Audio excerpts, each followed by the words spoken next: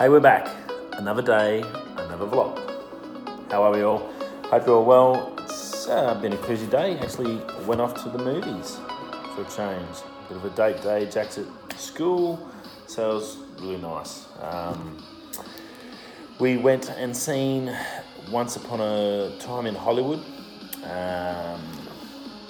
If you have seen it, I'm sure you'll agree with me, or maybe you don't agree with me. If you haven't seen it, I don't want to put any spoilers out there, so just go away for, say, a couple of minutes while I discuss this. You gone? Gone yet? Hang on. Come back. Oh, go. Okay, yeah, what a movie. Pretty, I thought I knew what to expect when I went to it, and it was actually a lot different to what I expected. Although your previews and stuff sort of delve on the Manson murders and that time period and all that and all Hollywood, and about an actor that's struggling, which is Leonardo. There was a lot more involved in it. It was a little bit of left field, a little bit of something different from Quentin Tarantino. But yeah, it was definitely interesting, and it sort of built up, I guess, to the ending, to a massive crescendo. That's all I could say without giving too much away. I don't want to give it away if you haven't seen it. But yeah, pretty wild film, and yeah, definitely something different. Definitely a Tarantino film. Gets the brain going. Yeah, very cool film. Love some of the. Now that I make movies, I really enjoyed it. Probably a lot more than I would have normally. Loved some of the art styles and the camera work and bits and pieces that he put in there. Was very cool, very old school. Had that sort of vintage feel to it at some stages. I've got to say the standout was Brad Pitt. For a role where he's just a stuntman, he's the backup to the big movie star, which is Leo. He did a fantastic job. Very cool. Great work to him. The whole cast was really good. Even our own Aussie did very well. Very cool film. Some great cameos in there by some big actors. Yeah, very cool. Very happy, and the ending sort of, I'm often, you get to an ending and it's either cliche or not what you expected. The ending in this was definitely not what you expected, but in a good way. So yeah, definitely builds up and into a final bang. So yeah, very cool. Very happy. Was definitely worth going to see. Something different, but yeah, definitely a great movie. Well done to all of the guys. Brad Pitt was very cool. Very cool in it. I think he sort of stole the show a bit. Just did such a good job of playing his part. Just smashed it out of the park. So that was a bit of a day. Had lunch. My mother-in-law's flying back out tomorrow, so back to normal. So it was a bit of a last day together. Had lunch together and a bit of that out at Whitford, so it was pretty cool. And then back home, pick up the Jack, and then back home. So yeah, haven't had much time to get too much stuff done. But a couple other things I want to talk about. I'll go on the quick one first, which is another e-scooter's been released. Fluid Freeride is the brand. Mantis Pro is the model. Very expensive. Another $400 on top of a boosted, so $2,000 American, or 2,100 to be exact.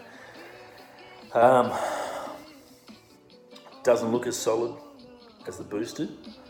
Has all the features. It's a dual motor, so dual wheel motor. Twin 1,000-watt engines in there. 60 volt, 17 to 24 amp hour for the battery.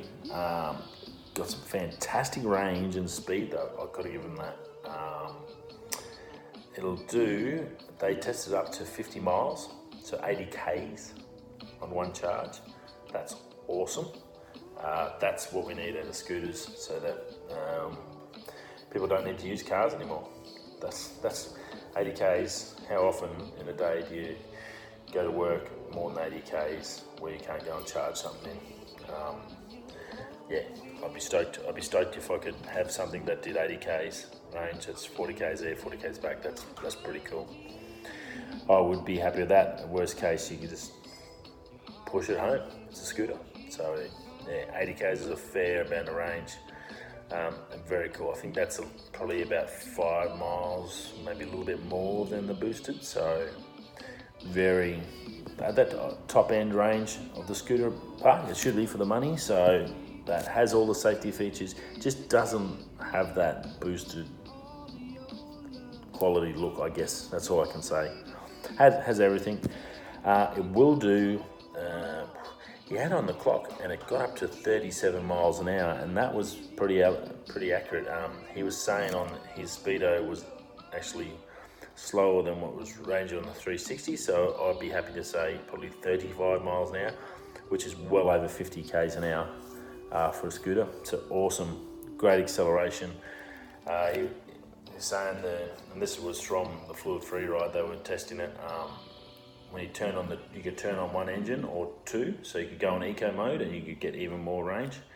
But if you turned on two, if you leant back, the front wheel would pop up and spin.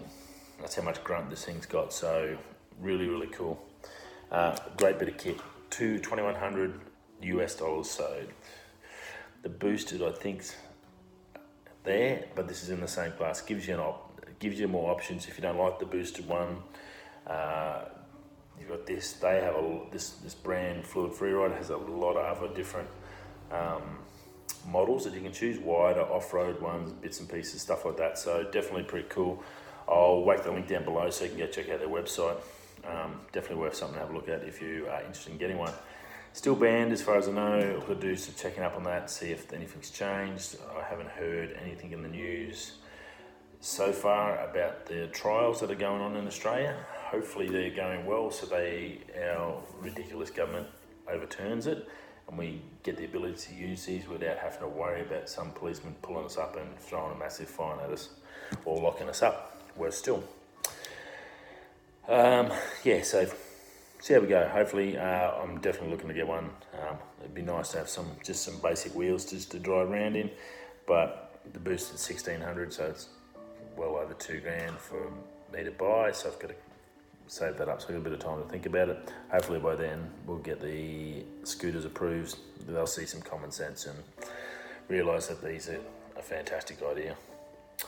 Right, big news. For you Samsung guys, you can probably leave. You'll probably just put some hate on. Doesn't really matter. But for guys that do own stuff in the Apple realm, big news released today. September 10th is the locked-in date for the release of all the new gear. So we'll find out about the new phones. We should hear also about new iPad models. This rumoured 16-inch Pro MacBook is pretty much a definite. That's definitely going to be released. They're talking about that. You've seen the 3 lenses on the phone. You would have seen them coming out. One's a wide angle, so that's pretty much locked in. They reckon that's going to happen. There's a heap more photo editing options coming out on the new phones. So you'll be able to do time-lapse times, focus points, blah, blah, blah, stuff you really can't do now. So you can't really do any long exposures on these at the moment, which is sort of disappointing, and something I'm really getting into at the moment. I'm really enjoying that. And then I guess some ND filters need to be made to suit the phones as well, with whatever lens setup they do use. There's going to be waterproofing improvements, face recognition. They're going to be a wider format, so they're talking about you'll be able to have your phone laying on the desk and it'll pick your face up. Currently you've got to basically go over and look over the phone, which is not real flash, I must admit. So there's a lot of improvements coming out. The new A13 chip, so flagship chip, it's going to be the most powerful chip ever in a phone. That's going to be the one that's going to do all the processing, make things faster, quicker, smoother, processing videos if you're uploading, from your phone to YouTube or streaming gaming off your phone, which does work on good networks. That A13 chips are going to be able to do that a lot quicker. New iPad models, obviously, they'll also have the A13 chip in it. That's the new chip. It's the big boy. That's probably the biggest news out of the whole show. Look at that hair. That's terrible. It's getting definitely the haircut. And there's 16-inch MacBook Pro, which is going to be huge. I think this is probably going to be bigger news than the Mac Pro for the regular user. Mac Pro was great for the business user. This 16-inch MacBook Pro, I think there hasn't been much excitement in the MacBook range for at least, well, since they released this last model, which was 5 years ago, 2014, late 2014 when I got mine. That was the first one of the SSD style. And then they come in and then they had all the single unibody aluminium body. This 16-inch is rumoured to be the one that's going to change the actual build. So then that should alleviate all keyboard problems, because they should have a whole new style of keyboard in there. Then from that we can take what's going to come out next year for the 13s, and if they keep the 15. Maybe they go, if you're going to go a 16, I don't see the point of having a 15, so I wouldn't be surprised if we get the 16 now, which is apparently a definite. They were going to run a 16 now, and then next year we get a 12 and a 14-inch. So you get that 2 inches in between, so you get the different size bumps, which is a logical choice. But if you're locking in 16, you're crazy to have a 13 and a 15. It's going to be a big bump in cash for 1 extra inch of body size. It just doesn't make sense. So I wouldn't be, and from what everyone's saying is it's definitely a 16-inch coming out. So I would say it's definitely going to be next year a 12 and a 14. I'm going to predict that early now. Lock me in on that 12 and a 14. That's if the 16 comes out, and it should be here in 11 days.